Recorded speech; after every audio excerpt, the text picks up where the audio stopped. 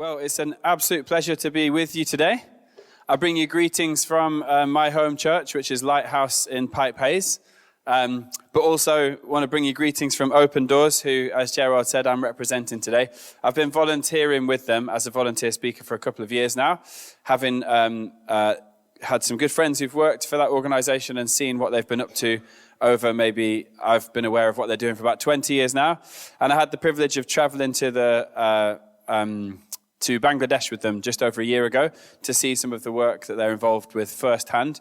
So I bring you greetings from the Open Doors team down in Oxford, but also from our brothers and sisters around the globe who are represented by Open Doors. They'll always tell us, as a volunteer speaker team, we get these briefings at various times through the years, and we'll always hear that in all the work that Open Doors is doing in many countries around the world, when different believers in different countries hear that we're speaking about their stories, they're really eager to share their love and their greetings and let us know that they're praying for us here in the UK. These are some of the nations we represent that you can see on the map. Today we'll take a little journey to Bangladesh and then to Nigeria. I want to tell you some stories from some brothers and sisters in those places who we just want to share with you a little bit of what life is like for them. But we're anchored in that text we heard this morning from Micah 6 verse 8, aren't we? And which I'm going to remember now because I've got the actions. I think I'll do that with my kids around the kitchen table today. That will help them remember those words from the prophet Micah. And we're really trying to think with these stories today, what does this tell us about the last part of what Micah prophesied nearly 3,000 years ago and nearly 6,000 miles away? That's quite a thought, isn't it? If we bring Micah into 2026 and we think, what do his words mean for us today when he says, walk humbly with your God? Well, the first thing to say is that if Micah was living in 2026, he might live in Erdington with us. He was around at the same time as the prophet Isaiah, and Isaiah focused most of his work in Jerusalem, the capital city, and he spoke to kings and people in power. But Micah, the prophet we're speaking about today, seems to have spent most of his time in the villages, in the rural areas, away from the corridors of power. And he does speak to two groups of people. He speaks to those in power and in authority, and he speaks to those who are powerless, who would see themselves as powerless and under authority.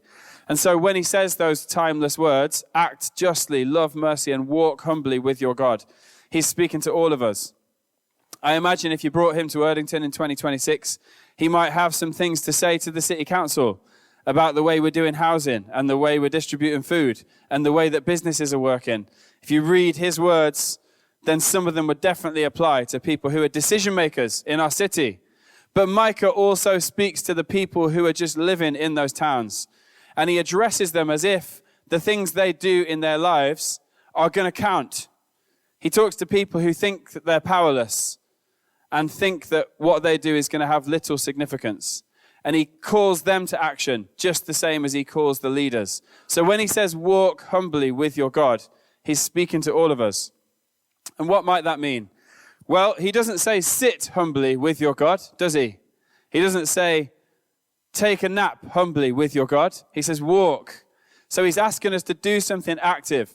He's imagining that there's something we're going to do in our daily lives. You know, when you walk, you get up and go somewhere, don't you? How are we supposed to walk? He says, walk humbly. What does he mean by that word, humbly? I think when we hear the word humble, humility that comes up in the scriptures a lot, I've seen a lot of people, and I've done this myself, who might think that that word means a kind of sense of worthlessness, a kind of groveling, as if what I do is not important. So I think the story that the children are looking at next door today is really powerful and can really help us understand what Micah might have meant by humility. Did you notice the first few words in that reading from John 13? Jesus, knowing who he was, knowing that the Father had put all things into his hand, knowing where he was going, so he knew he was in this position of authority. He was loved by God. God was with him. God had entrusted him with all kinds of blessings and favor as his son. But what does he do with that position of power and privilege? He says, knowing all of that about himself, he took off his outer robe and he put on a towel and he stooped down to wash the feet of his friends. And then how did that reading end? He said, if you understand what I've done for you as your Lord and teacher, he's not seeing himself as worthless in that moment. But from that position of privilege, he's saying, if you understand what I have done for you, you'll do that for each other. It's another call to action, isn't it? Like walk humbly with your God. You might have noticed in that story as well, Peter says to him, doesn't he, don't wash my feet. At that moment in time, Jesus shows him that he knows who's boss. He says, look, I need to do this for you as your Lord and teacher. Jesus is acting in humility. It doesn't mean he sees himself as worthless. It means that when he's got position and power and privilege, he uses it. He bends down and he stoops and he serves. That's what it looks like to walk humbly with our God. So I think Micah would want us to know that we're children of God, that God is with us. That's how he finishes the phrase, isn't it? Walk humbly with your God. You can only do that if God is with us. And that's what Jesus in John chapter 13 wanted his friends to know. That's what Micah 3,000 years ago wanted his people to know. God is with you. And if you'll walk humbly with him, then the choices you make are going to affect huge change on this planet, even if you don't think that you're in a position of power. So, if we're thinking about that today, we're not too far past January, are we? Imagine if somebody had asked you at the start of the year, what's your New Year's resolution? And you'd said, I've got my New Year's resolution this year. I'm going to walk humbly with my God. Then I imagine a good question they might have asked you next might have been, yeah, but what does that mean? How are you going to do it? And if we've got questions like that, where we're grasping these ideas from Scripture and they sound beautiful, but then we've got to think, but what do I do on Monday? How do I walk this out in my life? People used to bring questions like that to Jesus a lot of the time.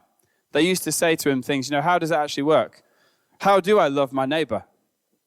Did you know that the gospel writers record over 300 questions that Jesus asks to other people? And they record 3 occasions when he gives a direct answer to a question. That maybe indicates if we're talking to Jesus, he's about 100 times as likely to ask you a question as he is to give you an answer. Questions invite us into actually figuring out what we're going to do with our lives, don't they? They activate our brains and they open our hearts. And Jesus often asked questions. On 130 occasions, he responded to a question with a question of his own. People would bring him a question and he would ask them a question in return. And on lots of occasions, when people asked him questions, instead of responding with an answer, he would respond with a story. Classic example, who is my neighbor? And then he goes into the Good Samaritan. So I'm going to try and learn from Jesus today, and I'm going to try and copy his way of doing things. If we've got a question of what does it mean to walk humbly with our God, I'm going to try and maybe respond to that question with some stories today. Is that okay? And I'm going to bring you some stories from some brothers and sisters of ours who I believe are walking humbly with our God. And I've learned a lot from these people, and I'm hoping that we can learn from them together. So I'm going to quickly share some stories from some believers I met in Bangladesh. And then we're going to switch our focus, and we're going to find out something that's going on in Nigeria, and we're going to find out a story from another dear brother over there, if that's okay. I might skip over this one if that's all right and go to the next. He was a fantastic, amazing person. But because of the time we've got, I want to tell you about 2 or 3 of these people that we met. So when we were in Bangladesh, we visited some partners of ours. What Open Doors does, the map you saw on the screen a few minutes ago was showing you the top 50 countries on earth where it's most difficult to live as a Christian. That's because for lots of people who are walking out their faith on earth today, like Jesus, they're experiencing intense persecution. The society around them is not accepting and being hospitable to their expression of faith. And some of them are being driven from their homes. Some of them are facing violence. There are people losing their jobs and experiencing severe hardships at the hands of their own family and community sometimes. And Open Doors is working to support Christians all over the world who are facing circumstances like that. This is a man who we met at a pastor's conference. This is the kind of place where I think Micah would have gone.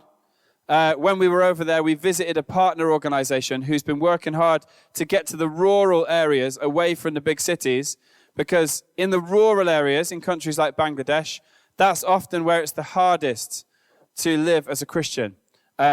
Local law enforcement tends to be a lot weaker. And so if there are people in the community who are coming to persecute you for your faith in Jesus, then you face a much more lonely and isolated situation. And this man we met, we asked him his story of how he came to faith in Jesus. And he told us that when he was a young man, he'd shown real flair for memorizing the Quran. He'd grown up in a Muslim community in rural Bangladesh. And he'd got to the point in his early teenage years where he'd memorized the whole thing. He'd become what's called a hafiz. He could quote every word from the Quran from start to finish. And so he began to apprentice under his local imam, who was raising him to be the next imam in that village. In that area, you don't get paid for religious service because there's not really enough money in that community and society. So he was also working as a pharmacist whilst he was in training as an imam, and his family was incredibly proud of the path that he was on.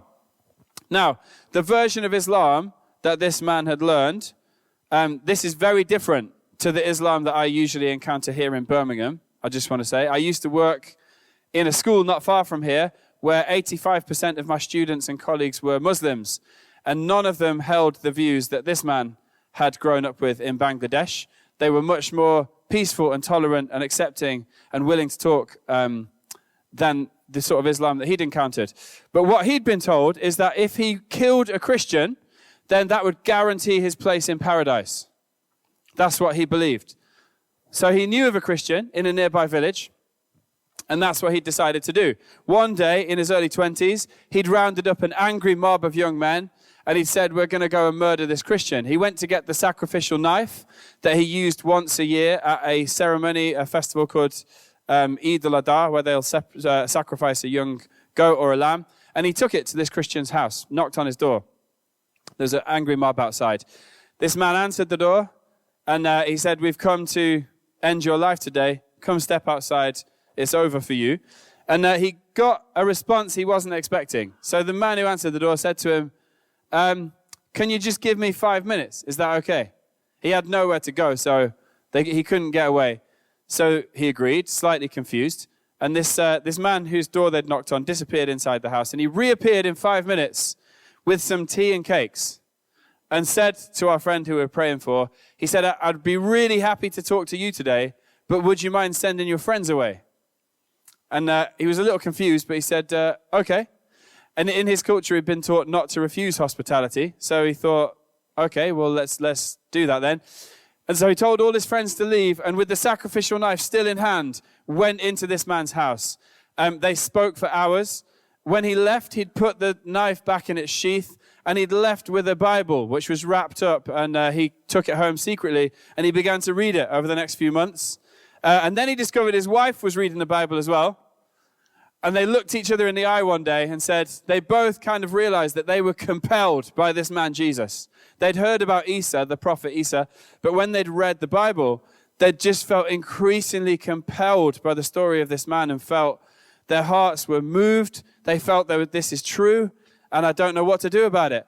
And so eventually they went back to see that friend, and he said, well, I think maybe you need to get baptized. He said something a bit like what Gerard said today. And they did. One night in secret, they traveled 4 miles away from any population settlements, and they were baptized. And they began to face persecution of their own as people realized they were following Jesus. He was eventually driven out of his hometown after a ban had been placed on his pharmacy business. Nobody was allowed to trade with them, so they couldn't make any money. And when we met him, he was being given refuge in a shop by another Christian, after he'd been beaten up and had to be rescued by a mayor in a local village because he'd led a few other people to Jesus, and he was facing heavy, intense persecution. So we prayed for him and are still working with some partner organizations who are supporting him and his wife and his young child. And then after we'd spoken to him, we discovered that the man who he'd gone to kill was at the same pastors' conference. And we thought, we really need to meet you and hear your side of the story. We've got some big questions here. And thankfully, he was willing to meet with us as well. Would you mind going on to the next slide? Is that okay? So after we'd seen them in the dinner queue together and realized this is the guy, we said, would you mind if we heard this incredible story about you. Could you fill in the blanks for us a little bit? And he said, yeah, sure, I'd love to. So we spent a bit of time with this man as well. So we were fascinated to know, what did you do in those 5 minutes? When they came to your front door, what was going on? And we wanted to hear his story. How had he got to a place where he'd responded like he did? And he told us, well, if you want to understand what I did that day, you'd have to understand what happened a few years earlier. He'd been raised in a Hindu family, not an Islamic family, although he'd never been interested in any spiritual matters at all. And he said, if you'd have met me as a younger man, you would have met a wild man. That's the way he described himself. He said, I'd never cut my hair. My clothes were all messy. I used to drink all day and I'd fight anybody who crossed my path. When I was in my local town, if people saw me, they'd cross the street to get away from me. My life was a mess. He was married in a very unhappy marriage for reasons you could probably understand. And he had spoken to an uncle one day when he was feeling a bit philosophical or reflecting on his life, and said to him, Uncle, do you think I'm going to go to hell? This uncle was a Christian. And his uncle said to him something I don't think I would say, but certainly had an impact. He said, you certainly will. That's what he said to him. So that kind of shocked him. And he said, but there's another way. And he started to tell him about Jesus. So like the other man that we met, he began to read the scriptures and found himself compelled by the story of Jesus. At a certain point in that journey, he just felt this switch, a transformation in his life. He stopped drinking. He cleaned himself up, got a job. He was working hard. And like our other friend, he'd smuggled a Bible secretly to work that he was reading without telling anybody. But unfortunately, he got discovered. That meant he lost his job. He lost his wife. His in-laws and his extended family then invited him to a family gathering for a discussion, but they'd tricked him and planned to murder him while he was there, so he had to escape out of a bathroom window and run. Literally, he'd lost everything. No home, no job, no family. That was the price he paid for following Jesus, but to him, he said it was worth it. I was going to stick to my guns. So, a little while later, he met a local church leader who gave him refuge in the church, and actually encouraged him to go to Bible college. So he did a year at Bible college. This is all before he met our friend. And the reason why our other friend had heard that he was a Christian is that he said, when I left Bible college, they basically told me that I should pray for an hour in the morning and an hour in the afternoon, and then I should try and share Jesus with people as much as I can in between. And so that's what he was getting on with doing. And he'd managed to find some work, and so he was still going. He prayed for the next 3 years for his wife to come home, and she did, and she gave her life to Jesus. And then his in-laws, who tried to kill him a few years earlier when they saw their journey of faith, also gave their lives to Jesus. Over the next few years, as he endured that suffering and he held on in faith, and he stuck to his regular prayer slots every morning and evening, he'd go to the church and pray. He had led over that time 33 families and 67 individuals to faith in Jesus. As they'd seen him enduring. You remember Micah spoke to people who felt they have no power. And he said, no, you have great power if you will walk humbly with your God. That's what this man did. And although his job had been taken and his status had been taken and his family had been taken, the power of the witness in this man's life was gradually transforming the area around him. That's why he attracted the attention of this young imam who'd come to kill him. So we said, what did you do in those 5 minutes? And he tells us, well, the truth is I didn't know what to do. That's why I asked him for 5 minutes. I thought, he's not going to wait any longer than 5 minutes. I saw the look in their eyes.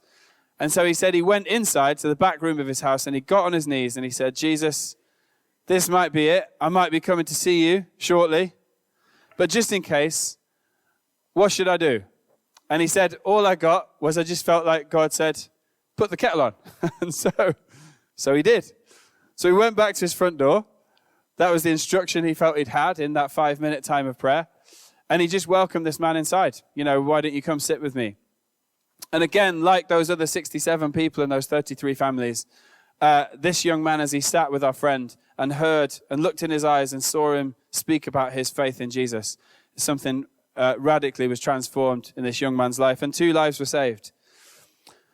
So I learned a huge amount. There's lots of other people we could tell you about, but I believe those words that were spoken nearly 3,000 years ago and nearly 6,000 miles away are still just as true in 2026 in Erdington as they were in those rural towns in Israel. And some of our brothers and sisters who are having to walk humbly with their God in extremely difficult circumstances are gradually, one by one, testifying and witnessing that those same words are still true today. They remind us that if we think we have no power, then God would see a different story in your life. They remind us that if we think we've lost everything, then God would see a different story in your life. And whenever we ask these dear brothers and sisters in different parts of the world, what do you want us to say in the UK? Again and again, they don't say to us, could you ask them for money? And they don't say to us, could you ask them for help? This year, our team in Oxford have been pulling together the answers to that question from all those 50 nations. What do you want us to say to the UK? And do you know what the overview of that is? That they've asked us to tell everybody in England and Ireland and Scotland and Wales this year. Our brothers and sisters around the world want us to say, we serve the God of the impossible. Go for it. That's what they wanted to say. They don't say, we're suffering, it's so terrible, please help us. Although there are some ways they'd love us to stand with them as they stand, as they try to keep walking humbly with their God.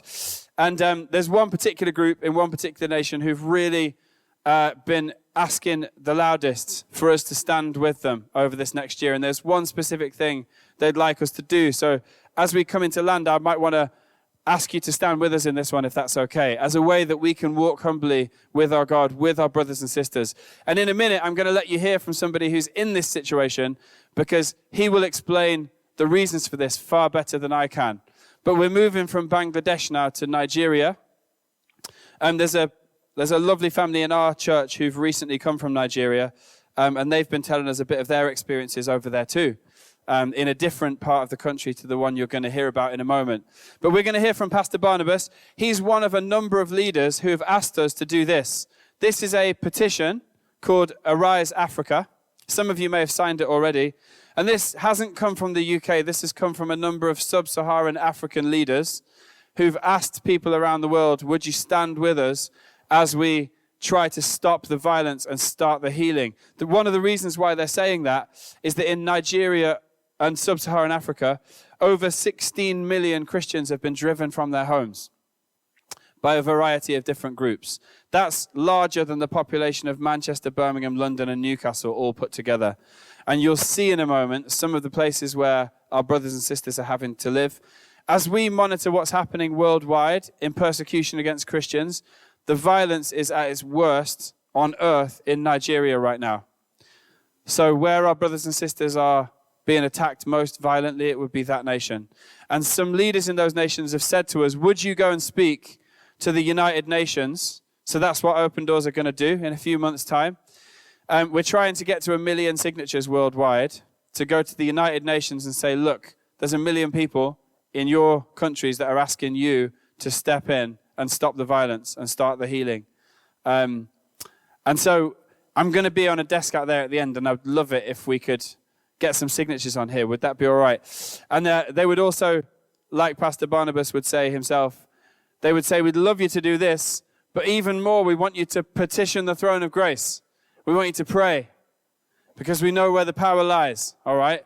We're going to speak to leaders on earth, but it would be even better if we spent 10 times as much of our effort speaking to our leader in heaven, because he can move things behind the scenes.